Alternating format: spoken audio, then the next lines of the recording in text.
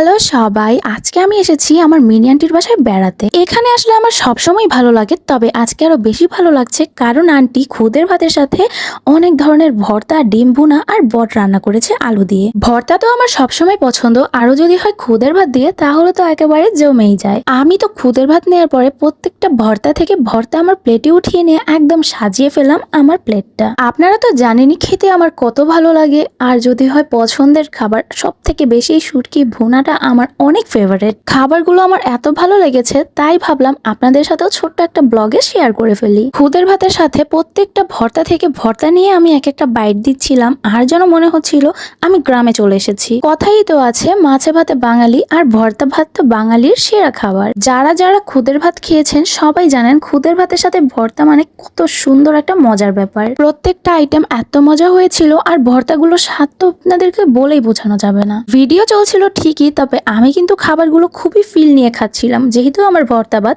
অনেক পছন্দ। এই দাঁড়ান দাঁড়ান, আপনারা কি ভাবছেন আমি ভর্তার কথা বলছি দেখে শুধু ভর্তাই খাবো? না না না, ডিম ভুনা তো আমার অনেক পছন্দ। আর সবকিছু খেলে একটা আইটেম কি বাদ দেওয়া যায় বলেন তো? তাই বটও নিয়ে নিলাম পাশে, মানে বট ভুনা। তবে ডিম ভুনার গ্রেভিটা কিন্তু আমার কাছে খুবই ভালো লেগেছে। ডিম ভুনা তো আমার সবসময় পছন্দ, তাই হয়তো একটু বেশি ভালো লাগছে। তবে বট ভুনা আমার এত বেশি ভালো লাগে না, তারপরও খেয়ে নিলাম, কি আর করার। এটাকে বাদ দিলে তো এটা আবার রাগ করবে আমার সাথে। আর ডিম ভুনাটা আমার এত ভালো লেগেছে তাই লাস্ট খুদের ভাতটুকু আমি ডিম ভুনা দিয়ে খেয়েই শেষ করলাম।